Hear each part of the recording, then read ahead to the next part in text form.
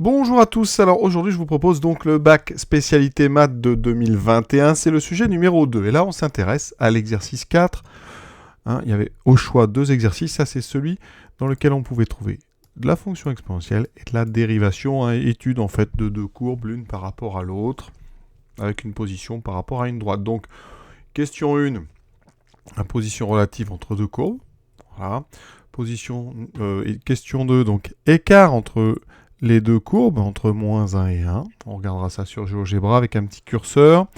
Et ensuite, position donc de la courbe de G par rapport à une droite. Voilà. Donc on est parti. Première petite remarque avant de commencer. La question 3 est indépendante des questions 1 et 2, c'est précisé, donc ça veut dire que vous pouvez faire la 3 sans avoir du tout fait ni la 1 ni la 2. Ensuite, on est donc sur cette première question. Donc, on vous avez deux fonctions, on vous donne les expressions, définies sur R, x carré exponentielle moins x pour f de x et exponentielle moins x pour g de x. Donc, on vous donne les deux courbes.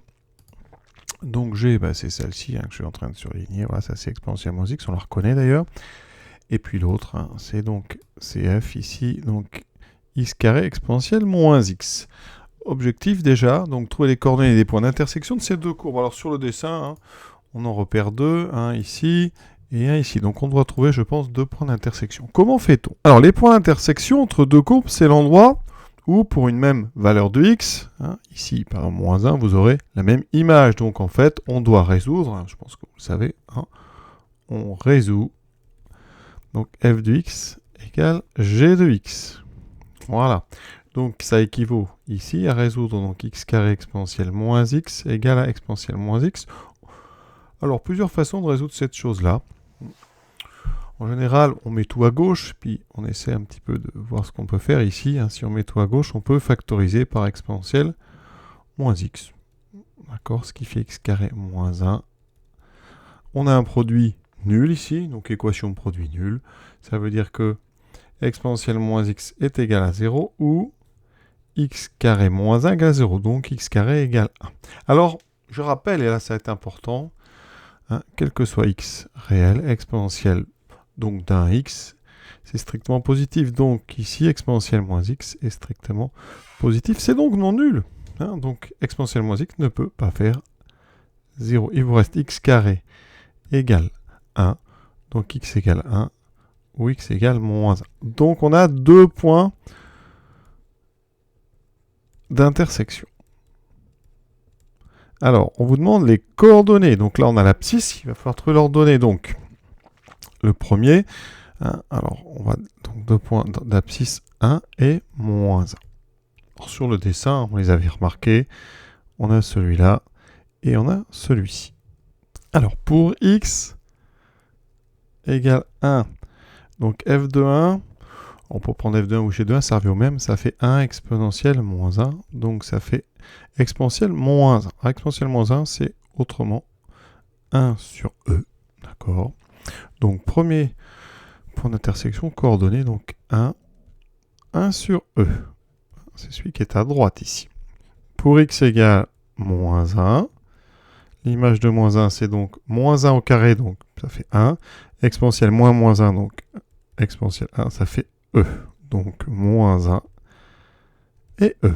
Voilà donc les coordonnées, deux points d'intersection de ces deux courbes. Alors petite remarque, on aurait pu résoudre autrement, vu qu'exponentielle est différente de 0, on peut tout simplement simplifier par exponentielle moins x, en divisant tout des deux côtés par exponentielle moins x, il reste en fait x carré égale 1. D'accord? Car exponentielle moins x est différent de 0. Et comme ça, tout de suite, vous avez x égale 1 ou x égale moins 1. On peut aussi multiplier des deux côtés par exponentielle x, qui est non nulle. Et comme ça, exponentielle, je rappelle, c'est l'occasion de réviser, on sait que pour tout x, exponentielle moins x multiplié par exponentielle x, ça fait exponentielle x moins x, donc exponentielle 0, donc ça fait 1. Donc ça peut être aussi une autre façon de voir les choses. B, donc étudier maintenant la position relative des courbes CF et CG. Alors on a déjà trouvé leur point d'intersection, donc ici, cette fois-ci, il ne faut pas résoudre, il faut le signe de f de x moins g de x, ou g de x moins f de x, il faut choisir. Donc ici, c'est donc x2 exponentielle moins x exponentielle moins x. On n'a pas le choix ici, donc on doit factoriser par exponentielle moins x. Ça donne x2 moins 1 fois exponentielle moins x. Or, ici, il faut faire un tableau de signes. Alors, c'est assez simple parce que pour tout x, on sait qu'exponentielle moins x, c'est strictement positif. Donc, f de x moins g de x est du signe de x2 moins 1. Or, x2 moins 1, inutile de rédiger, inutile de faire des calculs. Vous savez que ça s'annule en moins 1 et 1. C'est un trinôme avec un coefficient ici dans x2 positif, donc plus à l'extérieur des racines. Donc voilà le signe. Conclusion. Mais qu'est-ce qu'on peut dire? Comme exponentielle moins x est positif, ça veut dire ici que f de x moins g de x a ce signe-là. D'accord? Donc, ça veut dire que, alors c'est pas plus l'infini, ici c'est moins l'infini, sur moins l'infini, moins 1, union 1 plus l'infini, donc les extérieurs, la courbe de f est au-dessus, strictement au-dessus de CG, puisque f de x moins g de x est positif. Ensuite, sur nos moins 1, 1, CF est strictement en dessous de CG, puisque sur cette zone, f de x moins g de x est négatif.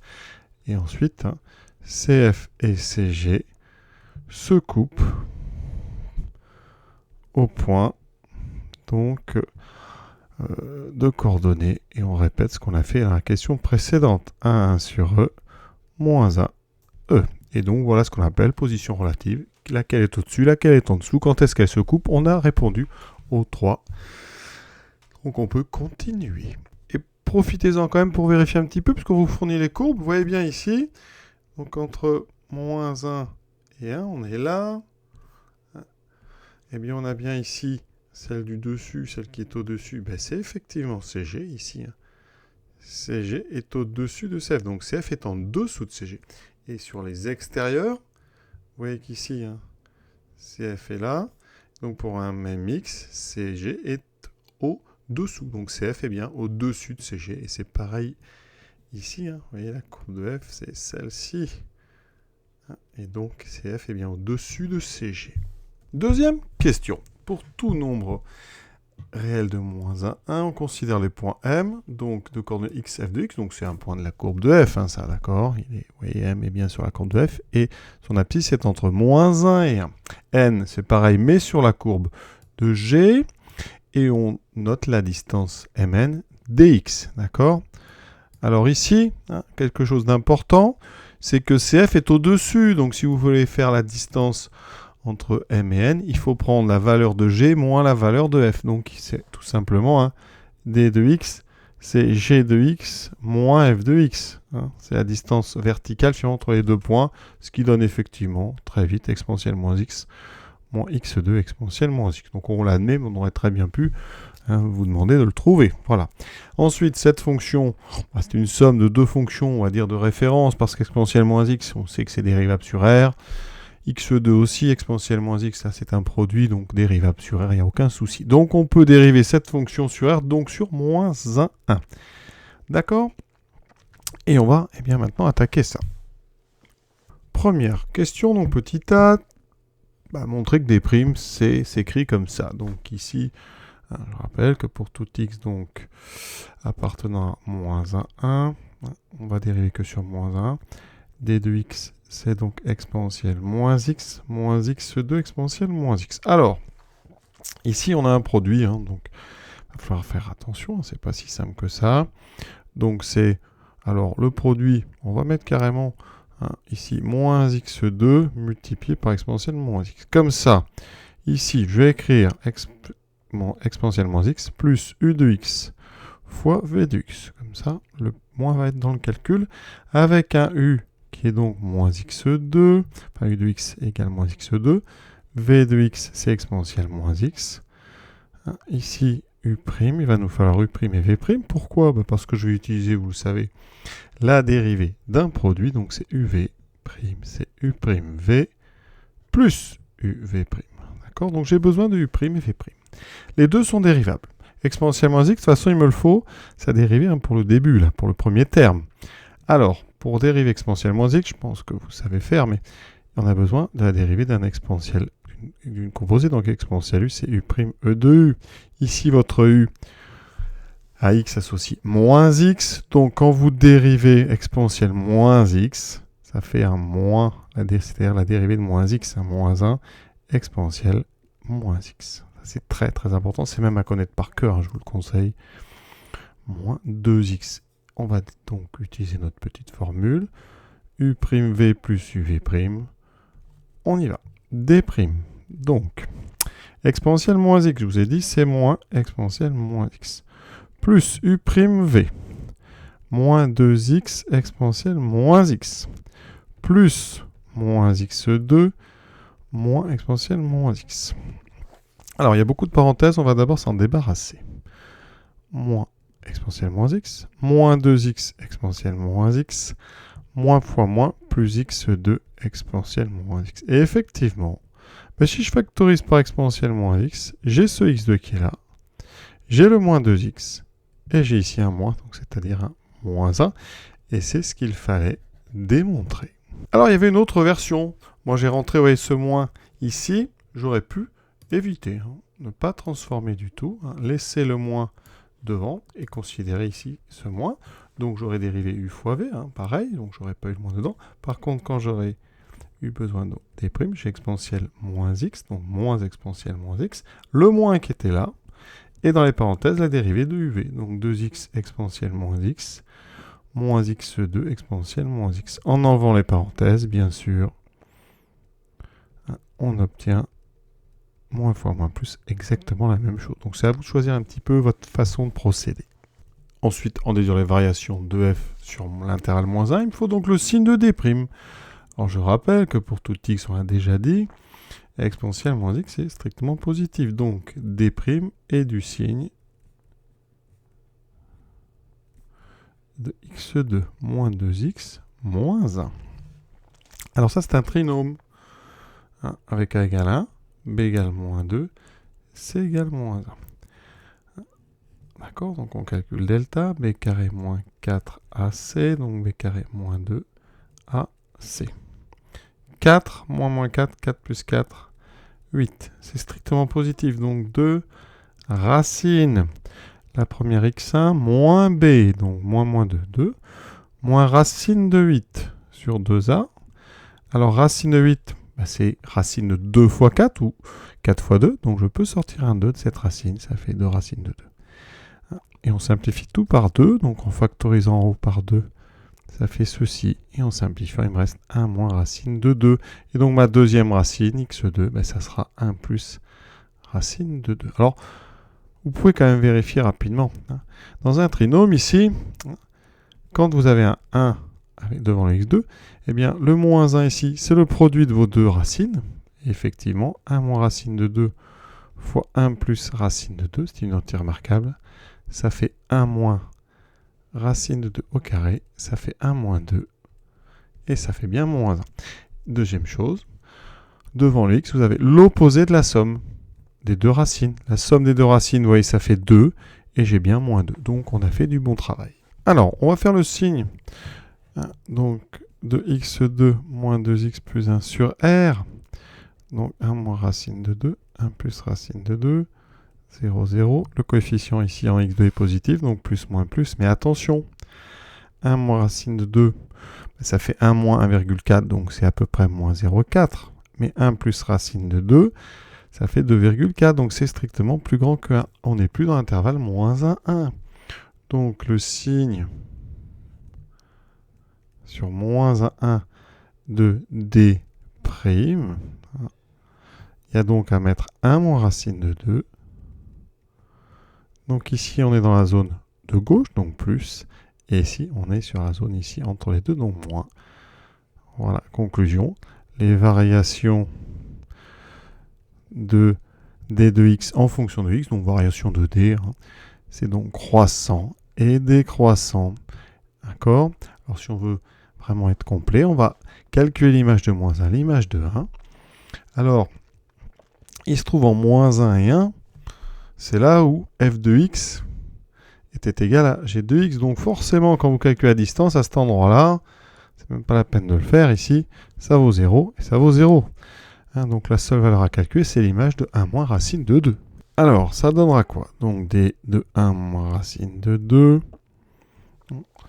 Ça donne donc exponentielle de moins 1 plus moins racine de 2. Hein, je prends la formule évidemment là. Hein. Moins 1 moins racine de 2 au carré avec le même exponentiel.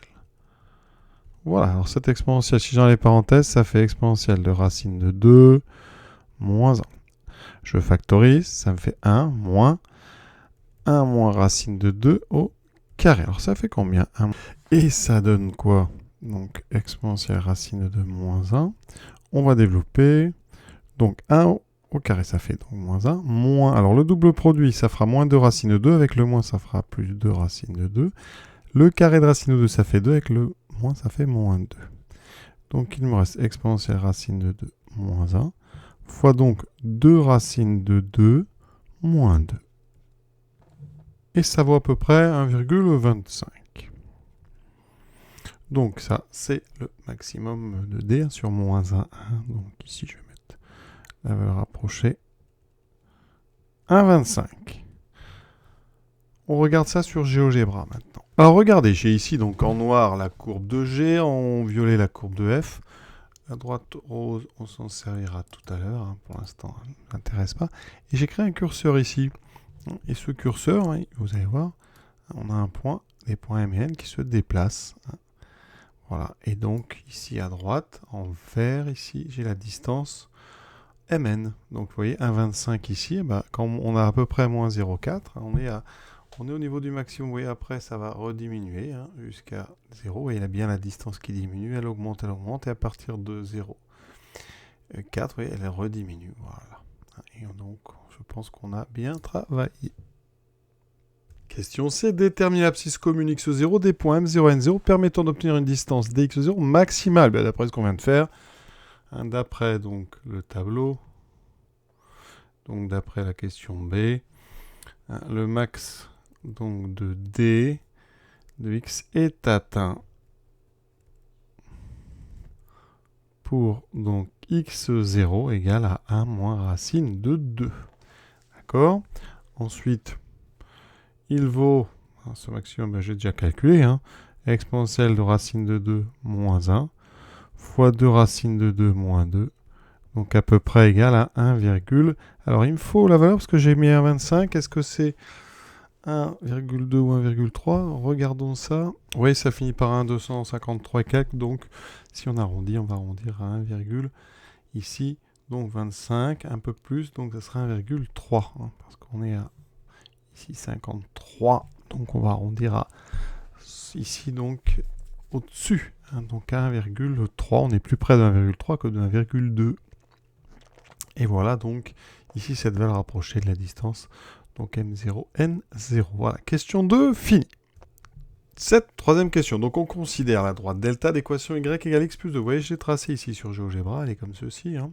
Elle a une pente de 1 et elle passe ici par le point de coordonnées 0, 2. H, c'est exponentielle moins x moins 2. Donc on va voir qu'il y a un lien ça, avec g de x. Hein. Il faut déterminer le nombre de points d'intersection entre delta et la courbe CG. Donc on va se débarrasser de f, voilà. Alors CG, donc c'est exponentielle moins x. Donc ici on fait f de x moins le second membre de l'équation. Donc en faisant ça, eh bien c'est la position relative entre la courbe G et la droite delta. Hein, donc c'est encore une position relative. Et donc en trouvant eh bien, le signe, vous trouverez qui est au-dessus, qui est en dessous. Si vous résolvez h de x égale 0, vous trouverez l'intersection des deux courbes. Donc en trouvant le nombre de solutions, vous trouvez le nombre d'intersections entre ces deux courbes sur R. Alors, h de x égale 0. Est-ce que c'est facile à résoudre ou pas? Alors déjà, si on vous demande le nombre de solutions et pas de résoudre, c'est que ça peut être difficile à résoudre et peut-être impossible. Donc ici, effectivement, il y a du x dans l'exponentielle, du x en dehors. Donc si vous enlevez l'exponentielle, vous frapperez du logarithme et inversement, donc on ne va pas résoudre. C'est pour ça qu'on va être obligé ici, hein, quand on veut trouver le nombre de solutions, eh bien c'est corollaire du théorème des valeurs intermédiaires. Il faut y penser. Donc on va étudier les variations de H, hein, sur R. D'accord? Pour ça, il va falloir dériver. Alors H, une somme de fonctions dérivables. Donc H en prime de X, c'est facile à trouver, hein. Alors H est donc dérivable sur R, c'est somme de fonctions de référence. Exponentielle moins x, ça donne moins exponentielle moins x moins 2, ça donne moins 1. D'accord? Alors, est-ce qu'on peut trouver facilement le signe de cette chose-là? On peut factoriser. Si on veut par moins 1, ça fait exponentielle moins x plus 1.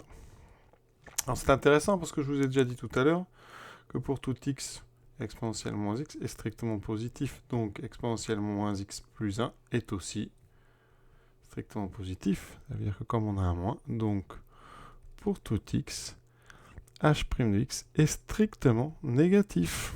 D'accord? Et donc h est strictement décroissante sur R. Donc, on a x, variation de h de x en fonction de x, ou variation de h, hein.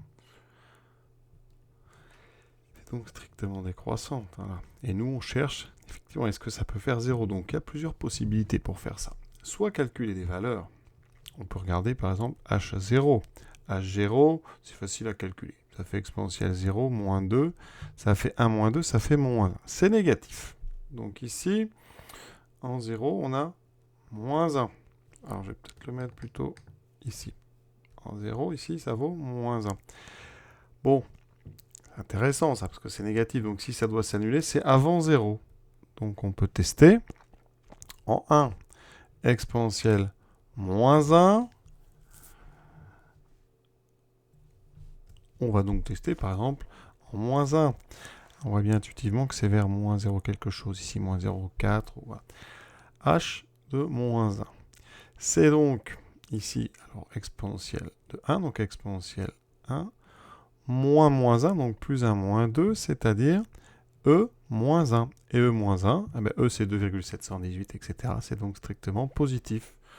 Donc voilà la situation. Ici, on a E moins 1. Vous voyez bien, qu'est-ce qui se passe? Eh bien, on va faire un théorème des valeurs intermédiaires sur moins 1, 0. Hein? D'accord? Parce qu'il s'avère qu'ici, on sait qu'à un endroit, on part de positif strictement à négatif strictement, avec une fonction qui est strictement décroissante et continue, TVI, enfin corollaire du théorème des valeurs intermédiaires, on a une unique solution. On va rédiger tout ça. Hein? Et vous voyez qu'on a évité d'aller chercher des limites. C'est l'avantage ici, prendre des valeurs, éviter d'aller chercher des choses compliquées. Hein. Vous voyez, en 0, en moins 1, ça nous suffit largement pour conclure. Alors d'abord, sur moins l'infini, moins 1.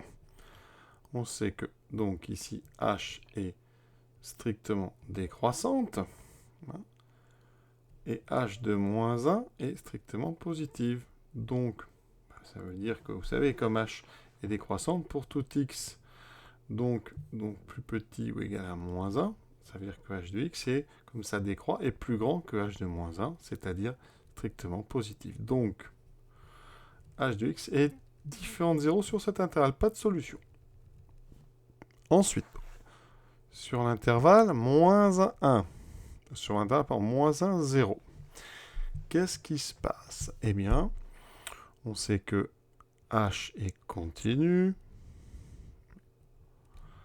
h est strictement donc décroissante. On va écrire tout, hein, voilà, décroissante.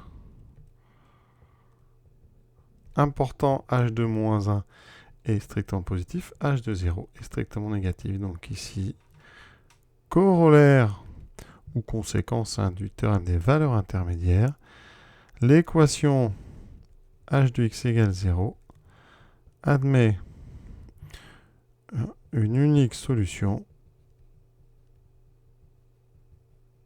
sur l'intervalle. Alors, donc ça sera moins 1, 0. On va ouvrir parce qu'on sait que c'est ni en moins 1 ni en 0. Conclusion, voilà. Et maintenant, sur l'intervalle, donc 0 plus l'infini, h est croissante, h de 0 est strictement... non, h est décroissante, pardon. Voilà. h de 0 est négative, donc pour tout x plus grand ou égal à 0, h de x est donc plus petit, puisque ça décroît, que h de 0, donc strictement négatif. Et donc h de x ne peut pas faire 0. Bilan. Donc h de x égale 0 admet une unique solution. D'accord. Qui n'est pas sur moins l'infini moins 1, ni sur 0 plus 1, mais qui est sur moins 1, 0 ouvert. Voilà. Et donc, réponse à la question, le nombre de points d'intersection, eh bien, comme h de x ne s'annule qu'une fois, eh bien, les courbes delta et CG se coupent exactement une fois. Voilà, et ça sur la copie, vous le dites, et l'exercice est terminé. Alors, certains auront peut-être préféré faire des limites. Alors, je vais les faire, on est là pour s'entraîner. Alors, pour les limites, on a limite en moins l'infini, limite en plus l'infini. On va commencer donc en plus l'infini. Alors, qu'est-ce qui se passe en plus l'infini? Eh bien, limite de moins x, c'est moins l'infini. Et donc, par composition, limite d'exponentielle moins x, c'est donc exponentielle en moins l'infini, c'est 0. Limite de moins x moins 2. Ça, c'est trivial, enfin, c'est moins l'infini. Parce que x va vers plus l'infini, donc moins x va vers moins l'infini. Le moins 2 ne change rien. Et donc, par somme, la limite de h en plus l'infini est donc égale à moins l'infini. Donc, vous voyez que ça nous... En moins l'infini, rapidement, ce n'est pas plus dur. Vous allez voir, la limite de moins x, cette fois-ci, c'est plus l'infini. La limite... Donc, la limite d'exponentielle moins x, donc le moins x va vers plus l'infini, donc ça va vers plus l'infini, moins x moins 2, quand x va vers moins l'infini, ça va vers plus l'infini, et donc par somme, la limite de h en moins l'infini, c'est donc plus l'infini, donc dans le tableau, vous voyez, on a plus l'infini, moins l'infini, et donc, eh bien, vous voyez bien que si on applique le corollaire donc, du théorème des valeurs intermédiaires, eh bien c'est pareil, hein. On va avoir ici plus l'infini moins l'infini, et donc vous aurez une unique solution ici où la fonction s'annule. Donc voilà, cet exercice donc est terminé. Je vous souhaite une bonne fin de journée à tous et à bientôt.